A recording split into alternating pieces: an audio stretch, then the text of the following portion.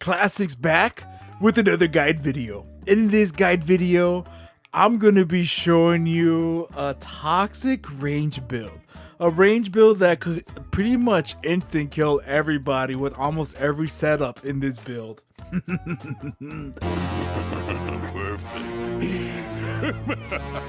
Yes, excellent.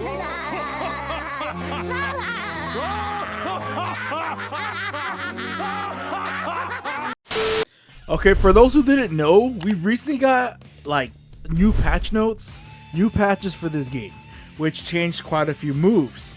One of the moves they changed is one of my favorite moves. For those who didn't know, I do like playing range and I do like playing as a burner, but this build is going to make you play quite different. I haven't seen anybody run this setup. I honestly haven't, because I feel like a lot of people might think some of this stuff is boo-boo, and it really isn't boo-boo. First of all, this tool is a good tool for this build, Rasengan. For those who didn't know, it could do up to, I believe it's 15 hits total.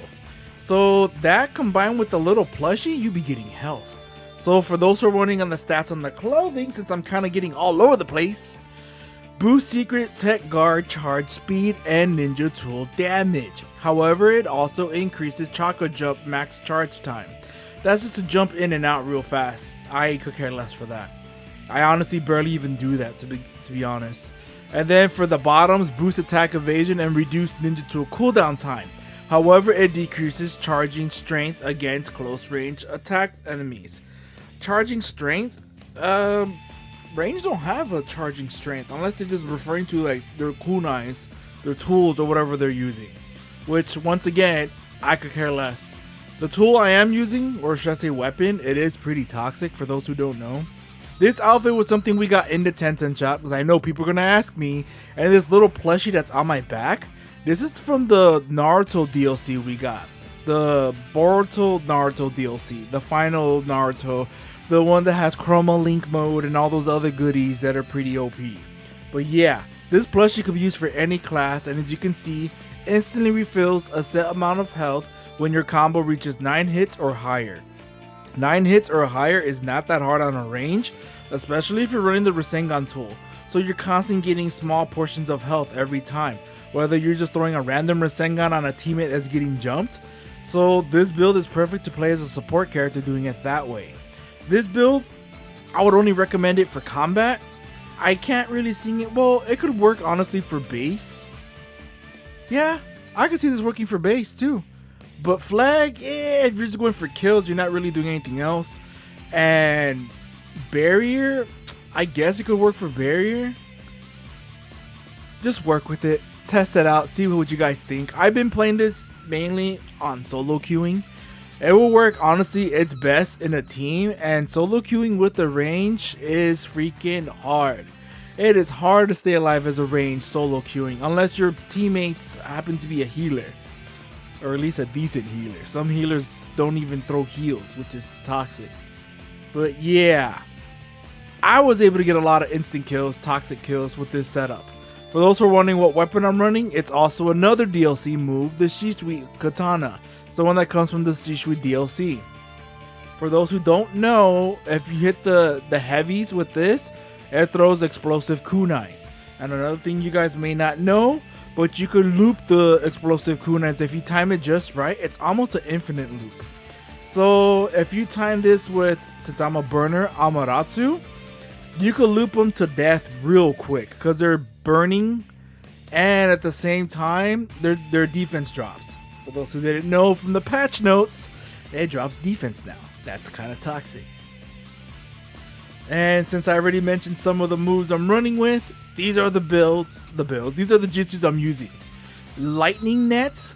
If you get really close in their face and throw a lightning net and instantly throw a Rasengan tool, it makes them hit lightning net twice. It's a lightning net, Rasengan, lightning net, so they get staggered again.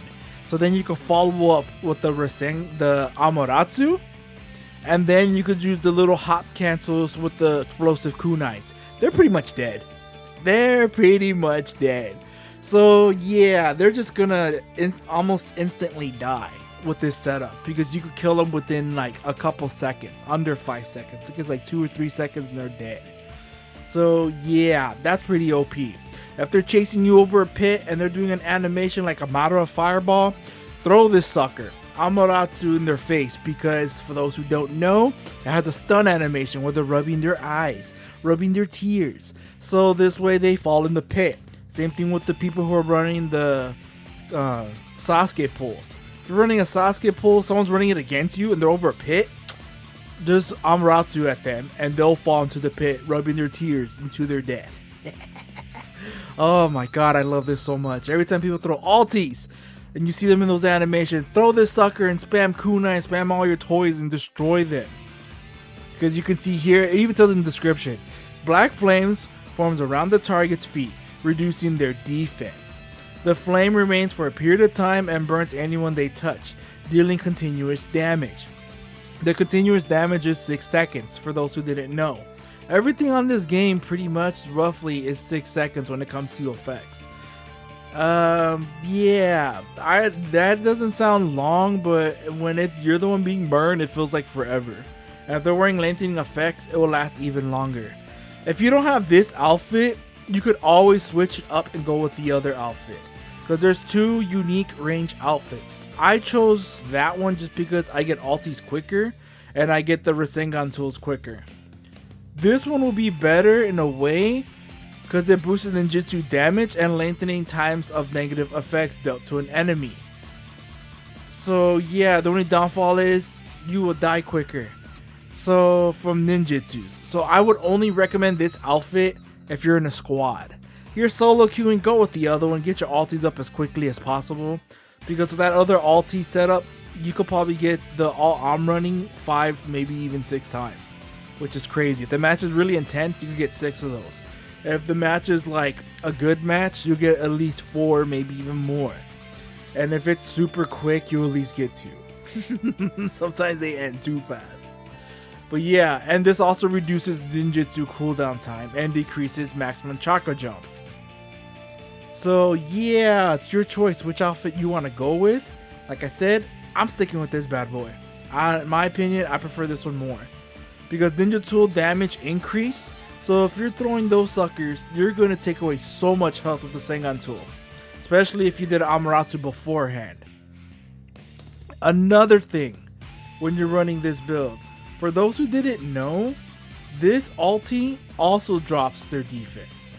As you can see here, it tells you jutsu that materializes gods of ink, then sends them charging toward the target. Upon contact, they'll deal damage, however they'll lower the target's defense and attack power, as well as causes ink obstruction, which is the little ink all over your face and you can't really see your teammates, the flags, the base. You can't see any descriptions of locations or where you're at. You can still see somewhat the game, but yeah, you get the idea. It messes with your vision. So if you could follow up with the lightning net, Amaterasu, and then this, yeah, GG's.